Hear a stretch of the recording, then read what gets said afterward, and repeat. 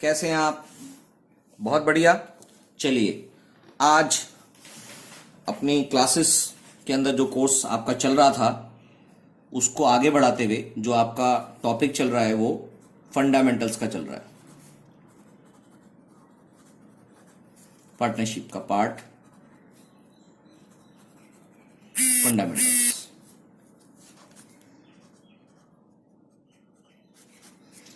तो इसके अंदर आज हम पिछली क्लास से आगे बढ़ाते हुए जो टॉपिक है उसको पढ़ते हैं। तो पिछली क्लास में हमने दो एस्पेक्ट्स क्लियर कर लिए थे, जो पार्टनर्स कैपिटल अकाउंट जो हमने fix capital account, fluctuating capital account के रूप में पढ़े थे, और सैलरी और कमीशन टू पार्टनर्स के बारे में हमने पढ़ लिया। अब हम इंटरेस्ट ऑन पार्टनर्स ड्राइंग के बारे में बात करेंगे। चलिए, थर्ड पॉइंट है interest on partners drawing. Interest on partners drawing में दो तरह की ड्राइंग्स होती हैं, ड्राइंग अगेंस्ट कैपिटल और ड्राइंग अगेंस्ट प्रॉफिट। दोनों में अंतर क्या है वो धीरे धीरे आपको समझाता हूं क्या मतलब है। ड्राइंग अगेंस्ट कैपिटल का मतलब होता है कि आपने जो कैपिटल यानी कि किसी पार्टनर ने कोई कैपिटल इंट्रोड्यूस की थी उसी में से एक मेजर पोर्शन, यानी कि अगर कोई 5 लाख का अमाउंट किसी ने कैपिटल का दिया था और उसमें से एक मेजर पोर्शन मतलब 1 लाख, 1.5 लाख, 2 लाख, 3 लाख रुपए विड्रॉ कर रहा है, तो वो विड्रॉल ऑफ कैपिटल कहलाएगा अपने आप। चाहे क्वेश्चन में मेंशन भी नहीं है तो भी वो विड्रॉल ऑफ कैपिटल के रूप में दिखाई देगा। तो विड्रॉल ऑफ कैपिटल का मतलब क्या है? इसका मतलब है कि आपने कैपिटल के रूप में जो पैसा फर्म को दे रखा था वही आप वापस लेके जा रहे हैं, तो ड्राइंग अगेंस्ट कैपिटल कहलाएगा।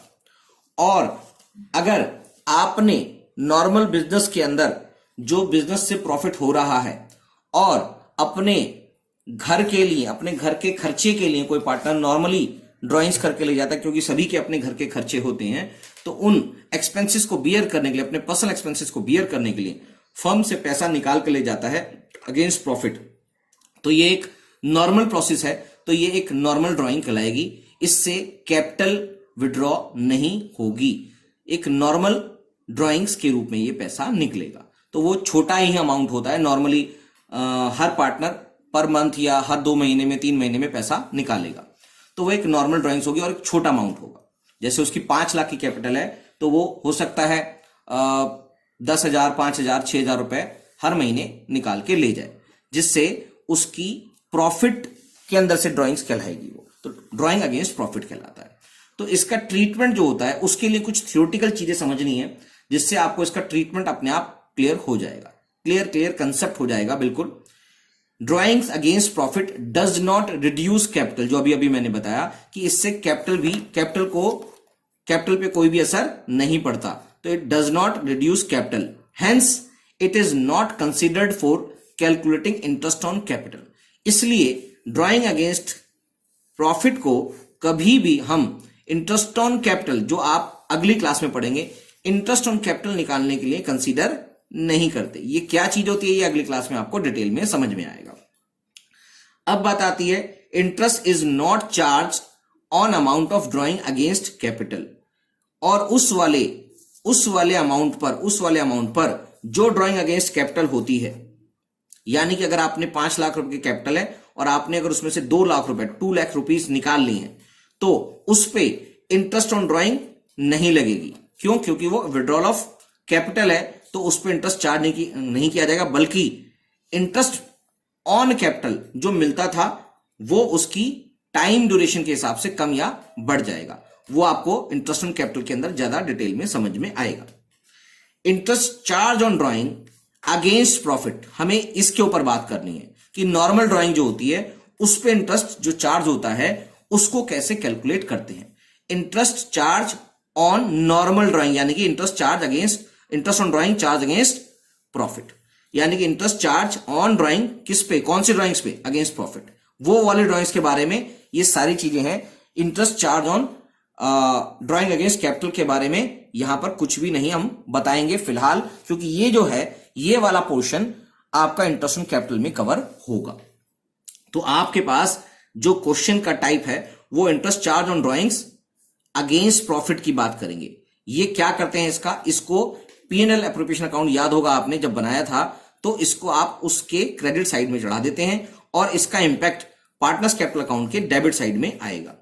तो ये बात मुझे लगता है कि आपको क्लियर हो चुकी होगी।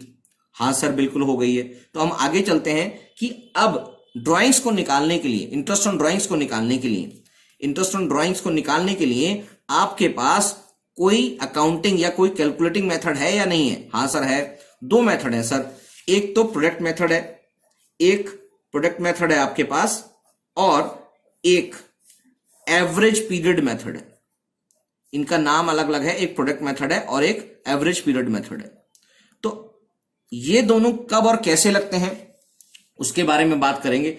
एक सिंपल मेथड भी आपकी बुक में दे रखा है। सिंपल मेथड आपके कोर्स के कंटेंट का पार्ट नहीं है, सिर्फ वो प्रोडक्ट मेथड को समझाने के लिए सिंपल मेथड को बनाया गया है। जैसे आप एक रेट ऑफ इंटरेस्ट जब लगाते थे, जब वो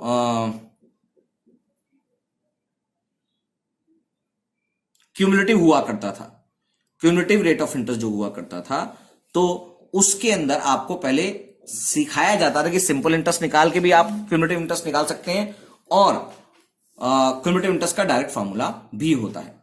तो वही सिस्टम है यहां पर कि सिंपल मेथड जो है वो आपके कोर्स का कंटेंट नहीं है, आपका प्रोडक्ट मेथड ही आपके कोर्स का कंटेंट है, जिससे ही आप सारी चीजें करेंगे।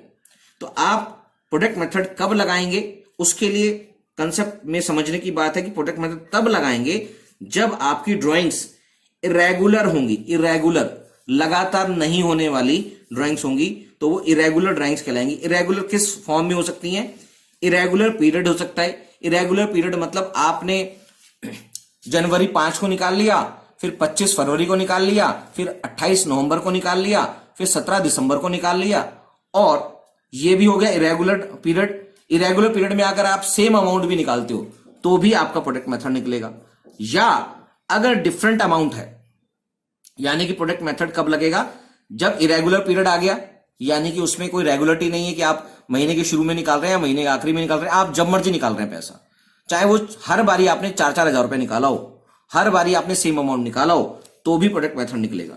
अब डिफरेंट अमाउंट की बात आती है कि आप अगर इरेगुलर पीरियड तो है ही साथ साथ में, मगर अगर आपका डिफरेंट अमाउंट है, मान लीजिए आपने कभी 5,000 रुपए निकाल लिया, कभी 2,000 रुपए निकाल लिया, कभी 4,000 रुपए निकाल लिया, आपने 5 दिसंबर को, आपने 1 जनवरी को 5,000 रुपए निकाले, आपने 18 नवंबर को 17,000 रुपए निकाले, आपने 5 दिसंबर को 2,000 रुपए निकाले, तो ये एक इरेगुलर पीरियड्स भी हैं और इरेगुलर अमाउंट भी है, यानी कि डिफरेंट अमाउंट डिफरेंट डेट्स पे। तो इस केस में आप प्रोडक्ट मेथड लगाएंगे। और एवरेज पीरियड मेथड तब लगाएंगे जब आपकी ड्राइंग्स रेगुलर नेचर की होगी, जब आपकी ड्राइंग्स रेगुलर नेचर की होगी। अब सर ये रेगुलर नेचर क्या होता है? रेगुलर नेचर का मतलब है कि उसका अमाउंट यूनिफॉर्म होगा। यूनिफॉर्म मतलब कि उसका अमाउंट हर बारी सेम ही होगा।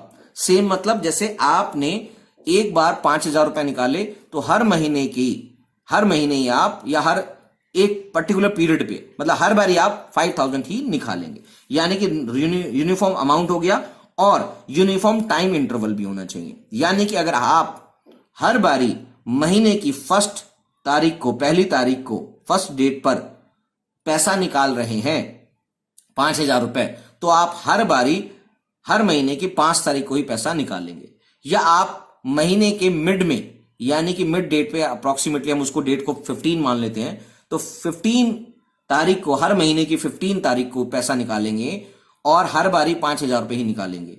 5,000, 4,000, 3,000, एक सेम अमाउंट निकालेंगे हर बारी, तो एवरेज मेथड लगेगा। तो इसका मतलब होता है कि यूनिफॉर्म टाइम इंटरवल होता है या यूनिफॉर्म अमाउंट होता है, दोनों उसमें हो गए।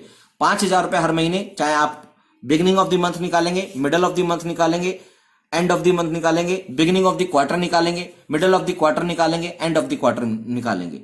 मिडल या हाफ ईयरली भी आप निकाल सकते हैं कि हर हाफ ईयर के बिगिनिंग में, एंड में या मिडल में। जैसा भी कोई क्वेश्चन में होगा वैसा आपको समझ में आ जाएगा। मगर यहां पर इंपॉर्टेंट क्या है? Uniform amount and uniform time interval. यहां पर इरेगुलर है दोनों, यानी कि आपका टाइम पीरियड भी इरेगुलर है और अमाउंट भी डिफरेंट डिफरेंट आएगा। तो इस तरह से ये टॉपिक का थ्योरेटिकल पार्ट तो खत्म हो जाता है, मगर क्वेश्चन करवाने के बाद ही आपको इसकी क्लैरिटी आएगी। तो इसका क्वेश्चन करा देते हैं।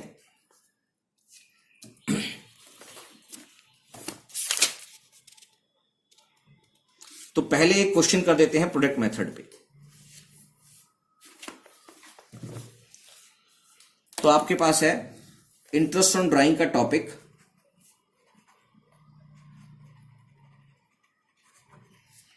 और हम बात कर रहे हैं प्रोडक्ट मेथड की। प्रोडक्ट मेथड कब लगेगा सर? जब लगेगा जब इरेगुलर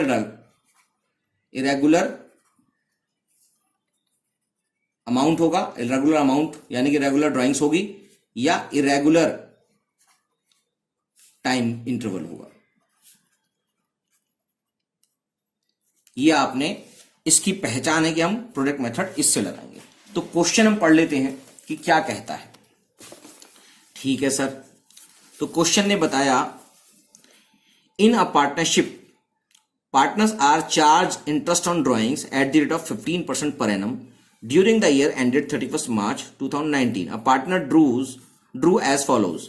डेट है 1 मई, 1 अगस्त, 30 सितंबर, 31 जनवरी, 31 मार्च। यानी कि डेट्स क्या है, कभी वो पहली तारीख को निकाल रहा है, कभी एंड की तारीख को निकाल रहा है, तो वो इरेगुलर डेट्स हो गई हैं। तो यहां पर अमाउंट भी उसका क्या है, डिफरेंट डिफरेंट है। उसने एक बार 2,000 रुपए निकाले, एक बार 5,000 निकाले, फिर 2,000 रुपए निकाले, फिर 6,000 निकाले, फिर 2,000 रुपए निकाले। तो इसी चीज से पता लग जाता है कि आपको इंटरेस्ट ऑन ड्राइंग जो है वो प्रोडक्ट मेथड से निकालेंगे, क्योंकि इसका time interval different different dates पे है और आपका अमाउंट भी डिफरेंट डिफरेंट दिखाई दे रहा है। तो इसी चीज की पहचान है ये कि इस पे इंटरेस्ट ऑन ड्राइंग्स के रूप में जो पैसा निकालेंगे वो प्रोडक्ट मेथड से ही निकलेगा। चलिए, तो इसको क्वेश्चंस को कर देते हैं अभी कि आपके पास जो गिवन है उसके लिए आपको इंटरेस्ट ऑन, अभी हम कर रहे हैं question number 16 TS Grewal 2019 edition. तो यहां पर आपके पास क्वेश्चन में दे रखा है इंटरेस्ट ऑन ड्राइंग्स, वो दे रखा है 15% पर एनम। ठीक है जी, और आपको निकालना है 31 मार्च 2019 की डेट के एंड पर कि आप इंटरेस्ट ऑन ड्राइंग कितना निकालेंगे। हमारे पास अलग अलग डिफरेंट चीजें दे रखी हैं, तो इसके लिए सबसे पहले एक फॉर्मूला है इंटरेस्ट ऑन ड्राइंग का, वो आपको ध्यान में रखना पड़ेगा। वो आपका फॉर्मूला है टोटल ऑफ प्रोडक्ट। अभी प्रोडक्ट क्या होता है सर, वो अभी आपको बताया जाएगा।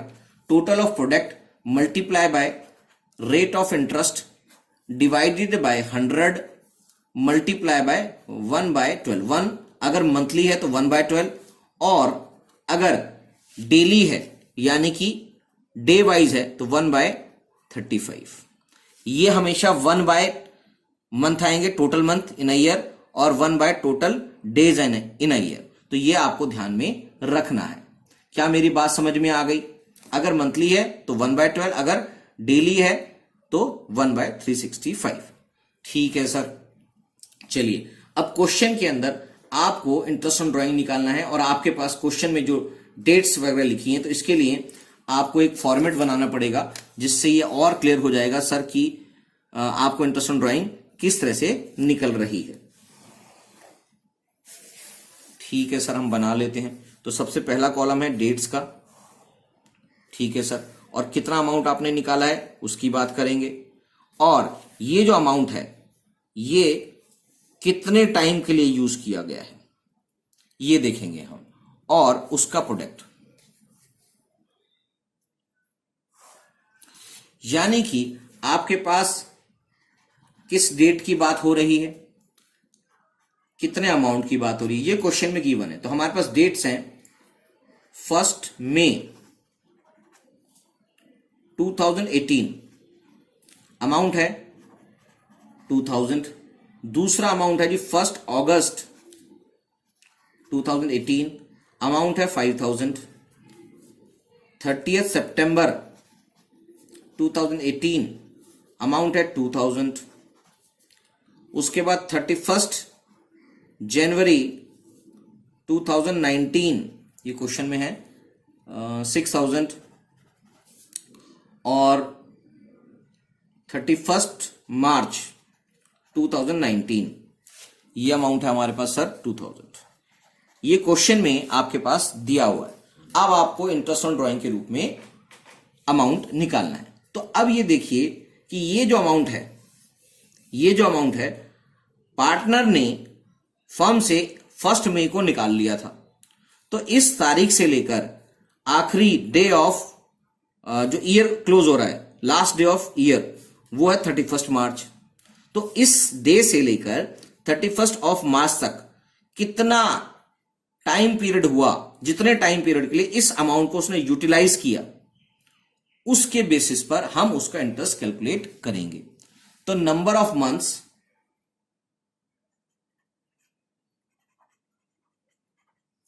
Amount utilised. ठीक है सर, हमने जो अमाउंट है वो कितने समय यूटिलाइज किया वो उसके बारे में लिखना है। ठीक है सर, तो हमने कहा ठीक है सर इसको निकाल लेते हैं। तो हमने कितने टाइम ये यूज किया, तो मई से 31 मार्च तक हम 2 महीने कम कर दे, यानी कि आप अप्रैल और मई, तो 1 महीना कम हो गया। अगर हम 1 अप्रैल, तो यानी कि 11 मंथ की बात हो रही है। मई से कैलकुलेट कर लो, चाहे मई, जून, जुलाई, अगस्त, सितंबर, अक्टूबर, नवंबर, दिसंबर, जनवरी, फरवरी, मार्च, तो ये हो गया 11 मंथ हो गए। और उसके बाद अगस्त से लेकर बात करेंगे तो अगस्त, सितंबर, अक्टूबर, नवंबर, दिसंबर, जनवरी, फरवरी, मार्च, ये हो गए 8 महीने। ठीक है सर, उसके बाद कैलकुलेट करते हैं सितंबर 30 है, तो 30 सितंबर यानी कि सितंबर तो खत्म हो गया, अक्टूबर, नवंबर, दिसंबर, जनवरी, फरवरी, मार्च, तो आपके पास 6 मंथ हो गए। ठीक है सर, जनवरी 31 है तो जनवरी तो खत्म हो चुका है, फरवरी, मार्च, तो 2 महीने इसके हो गए सर। और 31 मार्च के बाद 31 मार्च तक ही हमने निकालना था, तो यहां पर 0 हो गए। तो आपके पास ये जो मंथ है, ये आपने अमाउंट जो है इतने महीने यूटिलाइज किया, number of months amount utilise. ठीक है सर, तो अब इसी चीज का प्रोडक्ट निकालना होता है, बिल्कुल। तो प्रोडक्ट निकालेंगे इसका, किसका? प्रोडक्ट ऑफ, इसके अंदर हम मल्टीप्लाई करके लिख देते हैं कि यहां पर ये जो अमाउंट है, amount multiply by number of months amount utilised, ये वाले से इसको दोनों। तो ये अमाउंट आ गया 22,000, 40,000, 12,000, अगेन 12,000 और 0। तो इसका टोटल हम कर लेंगे, यानी कि सिग्मा ऑफ प्रोडक्ट, सिग्मा मतलब उसका सम। टोटल इसका सम आ रहा है जी 30, 30, 30, 30, 1, 2, 3, 2 और 6 ये आ गया, 2, 4, 6, 7, 8, 86,000 हमारे पास आ गया। ठीक है जी, ये प्रोडक्ट मेथड के अंदर ये चीज होती है प्रोडक्ट। कितने महीने आपने इतना अमाउंट यूटिलाइज किया, जितने जितने महीने यूटिलाइज किया उन सब का प्रोडक्ट यहां लिख देंगे, और ये प्रोडक्ट का सम हो गया, यानी कि टोटल ऑफ प्रोडक्ट, इसी को बोलेंगे टोटल प्रोडक्ट। तो टोटल प्रोडक्ट, यानी कि अगर मैं इसको यहीं कर देता हूं, इंटरेस्ट ऑन ड्राइंग, फार्मूला आपके सामने लिखा हुआ ही है। टोटल प्रोडक्ट वो कितना है सर, वो आ गया 86,000, multiply by rate of interest, question में गिवन है 15% पर एनम, तो 15% यानी कि 100 तो नीचे आएगा ही आएगा, मल्टीप्लाई बाय, हमें मंथली की बात हो रही है क्योंकि मंथ की बात हो रही है, डेली की बात नहीं हो रही है, तो मंथली 1/12 करके लिख दिया जाएगा। तो हमने इसको कैलकुलेट करना है, कर देते हैं। 3 5 3 4 2 0 से 2 0 गए, 4 से काट दो इसको जी डायरेक्ट, 4 2 4 1 बच्चे 2, ये बन गया जी 215 मल्टीप्लाई बाय 5, तो ये अमाउंट आ गया 2,7 रुपीज 1,075, यानी कि आपके पास जो आंसर आया इंटरेस्ट ऑन ड्राइंग का वो आया रुपीज 1075। क्या आपको कोई डाउट है सर? नहीं सर, इसमें हमें कोई डाउट नहीं है। ठीक है, फिर तो इसको हम अमाउंट आ जाता है 1075 इस प्रोडक्ट मेथड से, क्योंकि इसके अंदर इरेगुलर ड्राइंग्स थी। इरेगुलर ड्राइंग्स होने की वजह से इसके अंदर आपको प्रोडक्ट मेथड यूज करना पड़ा। अगर कोई क्वेश्चन में रेगुलर ड्राइंग्स आ जाती हैं तो रेगुलर ड्राइंग्स आने का मतलब होता है कि उसका विड्रॉ करने का टाइम पीरियड भी सेम है और अमाउंट भी सेम है। यानी कि वो या तो बिगिनिंग ऑफ द मंथ में ड्राइंग्स हो रही होगी, या मिडल ऑफ द मंथ में ड्राइंग्स हो रही होगी, या फिर एंड ऑफ द मंथ में ड्राइंग्स हो रही होगी, या फिर कोई और रेगुलर नेचर का टाइम पीरियड होगा। ठीक है सर, तो हम अगला एक और क्वेश्चन कर लेते हैं जिसके अंदर इस तरह की डिटेल्स क्वेश्चन में होगी। ठीक है सर, चलिए हमारे पास एक और क्वेश्चन आ जाता है। उस क्वेश्चन को करने से पहले हम कुछ फार्मूले सीखेंगे कि उसको कैसे निकालते हैं। तो हमारे पास अब मेथड आएगा इंटरेस्ट ऑन ड्राइंग्स का, जो होगा average period method. Average period method के अंदर यहां पर आपकी पहचान, जो इसके अंदर पहचान थी, यानी कि रेगुलर नेचर की पहचान है। रेगुलर नेचर की पहचान का मतलब है कि उसका टाइम ड्यूरेशन जो है वो यूनिफॉर्म होगा, सेम टाइम पर, चाहे वो मंथली हो, चाहे हाफ ईयरली हो, चाहे वीकली हो, चाहे क्वार्टरली हो, वो सेम टाइम होगा, यानी कि मिडल, बिगिनिंग या एंड, और उसका अमाउंट ऑफ ड्राइंग्स भी सेम होगा। तब उस केस में ही एवरेज पीरियड मेथड लगेगा। जैसे उसके अंदर हमने इंटरेस्ट ऑन ड्राइंग निकालने का फार्मूला दिया था, इसमें भी इंटरेस्ट ऑन ड्राइंग निकालने का एक फार्मूला है। तो उसको पहले देख लेते हैं। Interest on drawings, interest on drawing निकालने का यहां पर फार्मूला है टोटल ड्राइंग्स, जितने भी हमने टोटल ड्राइंग किए through out the year, multiply by rate of interest divided by rate of interest है तो 100 नीचे आएगा ही, और एवरेज पीरियड डिवाइडेड बाय 12। तो ये चीज आपने समझनी है कि ये एवरेज पीरियड, यहां पर ये आपको समझ में आ जाएगा कि सर हाँ, हमने पूरे साल में कितने पैसे निकाले, रेट ऑफ इंटरेस्ट क्वेश्चन में गिवन होगा, और एवरेज पीरियड, यहां पर एक नया वर्ड आ गया। अब एवरेज पीरियड क्या चीज होती है, उसके लिए बड़ा सिंपल सा फॉर्मूला है, उसी चीज से सारे क्वेश्चन सॉल्व हो जाएंगे। ठीक है सर, बता दो फिर। तो एवरेज पीरियड का फॉर्मूला क्या होता है? एवरेज पीरियड निकालने के लिए आपको एक ही फॉर्मूला लिखना है, months left after first drawings plus months left after last drawing.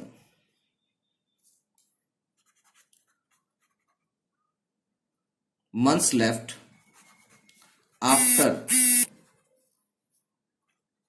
Last drawings.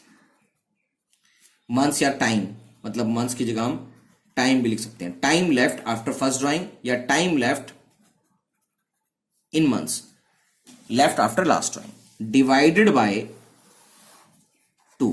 यानी कि आपको इसकी एवरेज निकालनी है कि कितने टाइम आपने उस चीज को यूज किया। तो इस चीज को यूज किया तो इसके लिए आप एक एक प्रोडक्ट मेथड से ना निकालकर अमाउंट को हम एक एवरेज में डाल देते हैं, तो एवरेज पीरियड मेथड निकल आता है उससे। तो एवरेज पीरियड को आप इसमें यहां पर फीड कर देंगे और आपका क्वेश्चन निकलता चला जाएगा। तो इसके बहुत सारे केस हैं, इन सारे केस को धीरे धीरे हम समझते हैं। जैसे जैसे केस बढ़ते चले जाएंगे आपको समझ में आता चला जाएगा। Case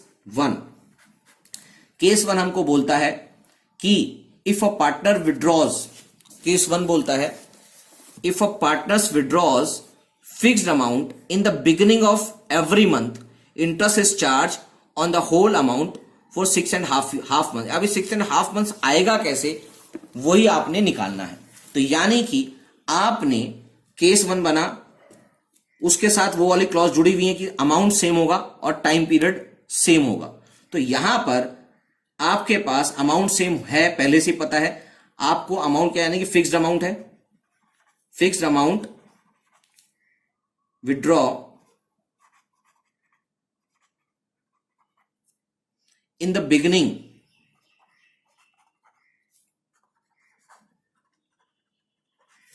of each month.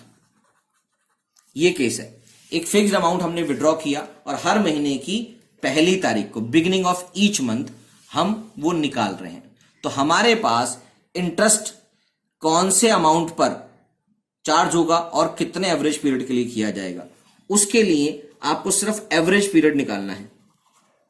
Average period, average period निकालने के लिए आपको time left after first drawing plus time left after last drawing divided by 2 करना होता है और आपका आंसर एवरेज पीरियड के रूप में आ जाता है।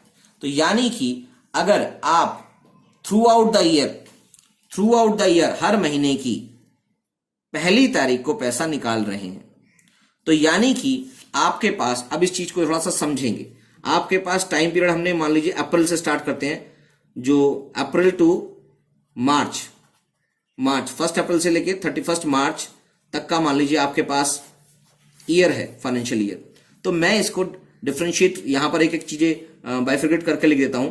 जैसे मान लीजिए 1 अप्रैल, 1 मई, 1 जून, 1 जुलाई, 1 अगस्त, सितंबर, अक्टूबर, नवंबर, दिसंबर, जनवरी, फरवरी और मार्च।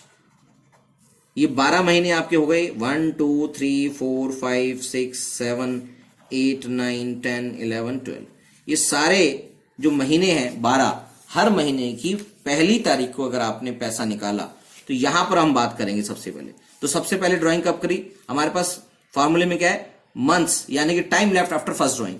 तो इसके बाद पूरे महीने में, पूरे साल में कितना टाइम बच गया सर, 12 मंथ बच गए। ठीक है, बिल्कुल सही बात है। 1 अप्रैल को निकाला तो पूरे यहां तक 12 महीने बचे हुए, plus time left after last drawing. तो यानी कि 1 मार्च को अगर पैसा निकाला तो 31 मार्च तक कितना टाइम बच गया सर, 1 मंथ बचा। ठीक है, अब इसका एवरेज निकाल दो। तो यह आ गया 13/2 या 6.5 मंथ्स। ये इसका एवरेज पीरियड आ गया। तो आप जब भी इस क्वेश्चन में इंटरेस्ट ऑन ड्राइंग निकालेंगे, तो जैसे मैं आप इस क्वेश्चन को बना देता हूं एक, मान लीजिए आपके पास क्वेश्चन में रेट ऑफ इंटरेस्ट जो है वो 10% पर एनम दिया हुआ है और आपको उसने बोला कि आप 1000 rupees per month in the beginning of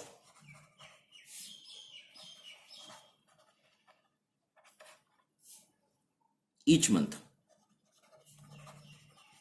withdraw कर रहे हैं।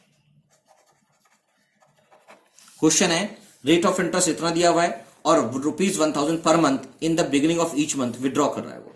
तो interest on, calculate interest on drawing, ये आपको क्वेश्चन है। तो ठीक है सर, निकाल देते हैं। तो सबसे पहले इस तरह का क्वेश्चन है तो आपको समझ में आ जाना चाहिए कि अमाउंट सेम है और विड्रॉल की डेट भी सेम है। तो यानी कि एवरेज पीरियड मेथड लगेगा। ठीक है सर, ये बात समझ में आ गई। तो आपको इसके अंदर क्वेश्चन में एवरेज पीरियड निकालना है। इसका सोल्यूशन कर देते हैं पहले। एवरेज पीरियड निकालना है, एवरेज पीरियड। तो एवरेज पीरियड कितना आया भैया, पहली तारीख को निकाला था तो अभी अभी आपने निकाला है कि 12 मंथ्स थे और लास्ट ड्राइंग के अंदर 1 मंथ थे।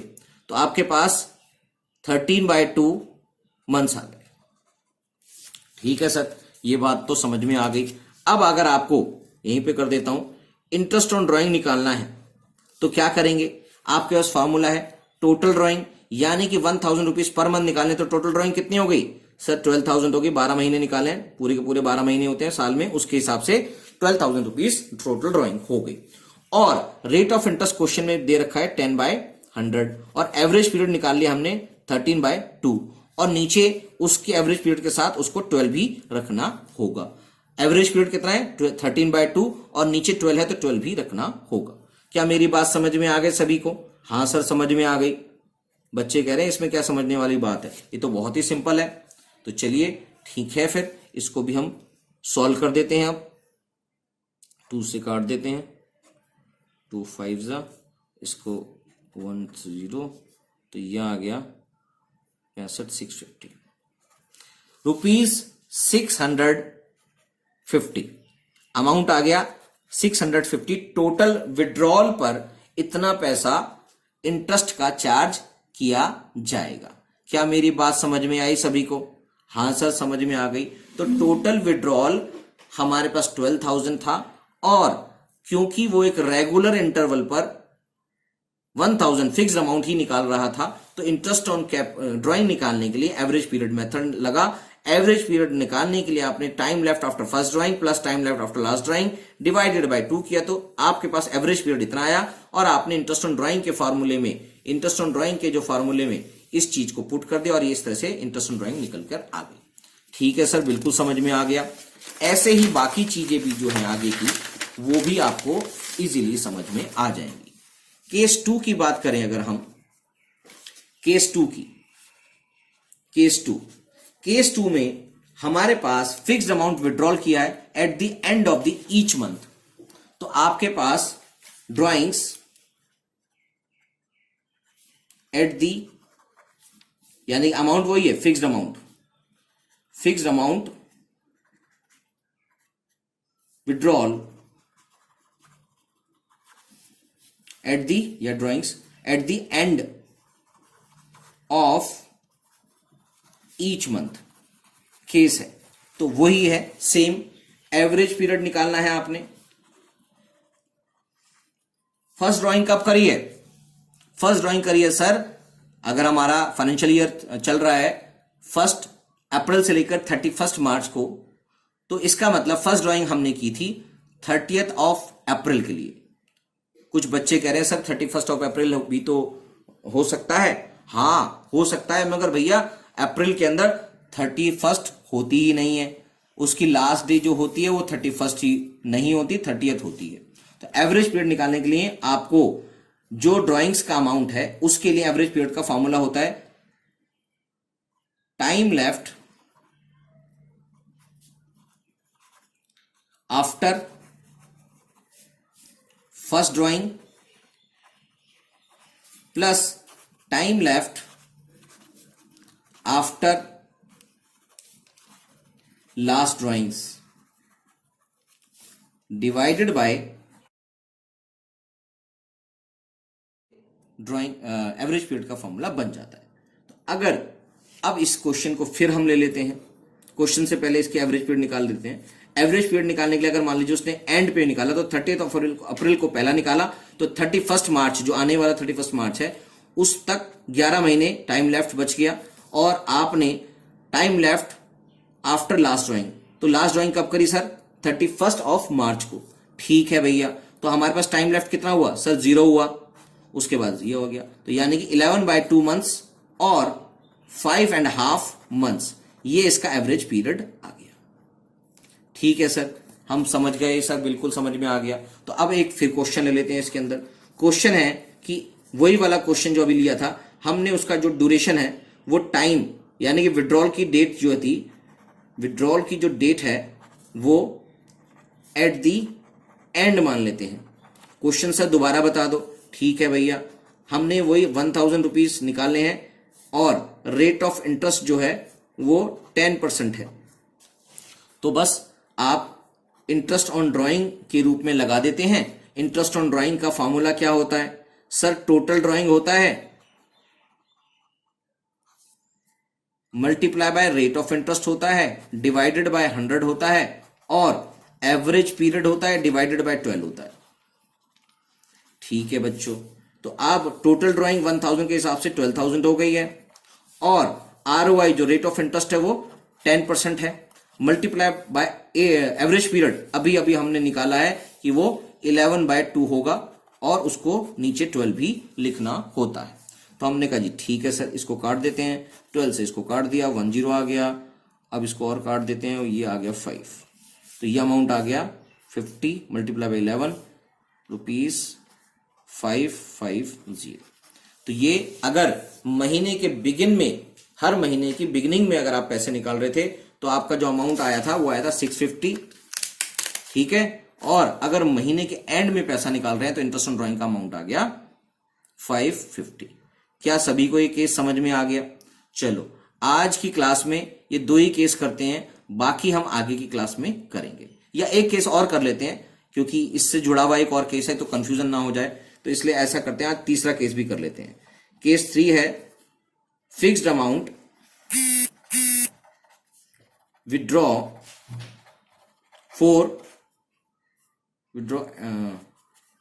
At the middle of each month. ठीक है सर, ये अगर होगा तो क्या होगा, यानी कि आपने हर महीने की बिगिनिंग में अमाउंट विड्रॉ किया है। ठीक है सर, तो बिगिनिंग में विड्रॉ किया है तो क्या करेंगे सर? तो वही करेंगे जो अभी तक किया था। क्वेश्चन लेने से पहले आपको इसका एवरेज पीरियड निकालना पड़ेगा। एवरेज पीरियड के निकालने के लिए फॉर्मूला वही है सर, क्या? Time left after first drawings और time left after last drawings divided by 2। ठीक है सर, याद हो गया अब तो हमको बिल्कुल। तो यहां पर क्वेश्चन में हमने मिडल ऑफ ईच मंथ के लिए आपको थोड़ा सा समझाना पड़ेगा, क्योंकि बच्चे इसमें कंफ्यूज हो जाते हैं कि सर ये मिडल ऑफ ईच मंथ का मतलब क्या है। मिडल ऑफ ईच मंथ का मतलब है एवरी मंथ ऑन 15th। तो यानी कि पहला अमाउंट आपका जो विड्रॉ हुआ वो हुआ 15th ऑफ अप्रैल के दिन।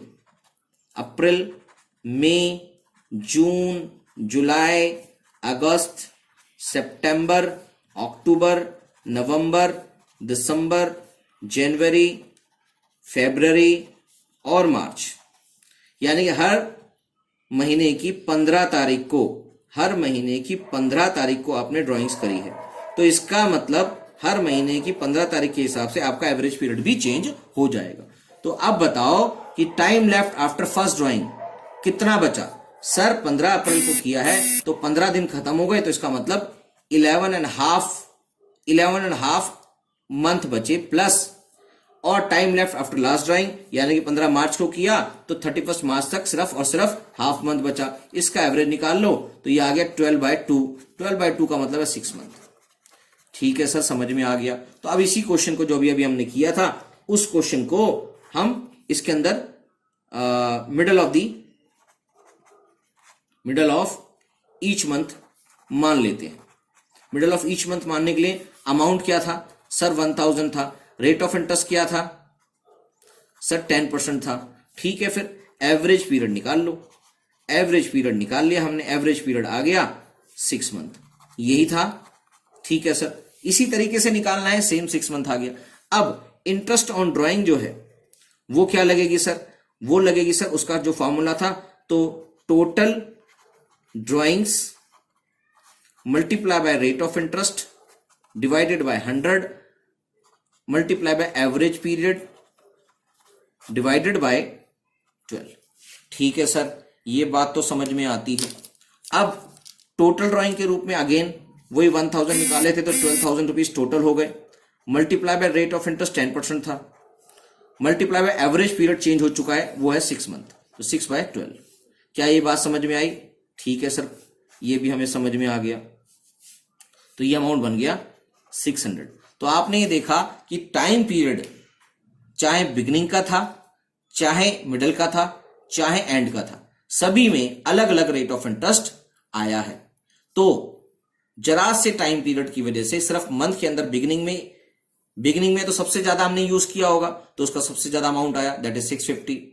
और अगर हमने एंड में हुआ तो एंड में सबसे कम यूज किया होगा अमाउंट, तो इसलिए उसका अमाउंट आया 550।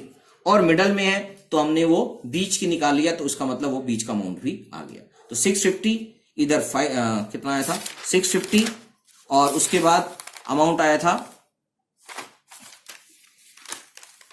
550 और अब 600 मिडल में था, तो एंड वाले से थोड़ा बड़ा आएगा और बिगिनिंग वाले से थोड़ा कम आएगा।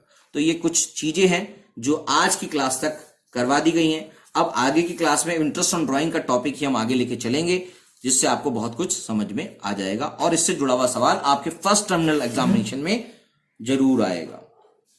ठीक है sir, okay, good bye, tata, bye bye, see you.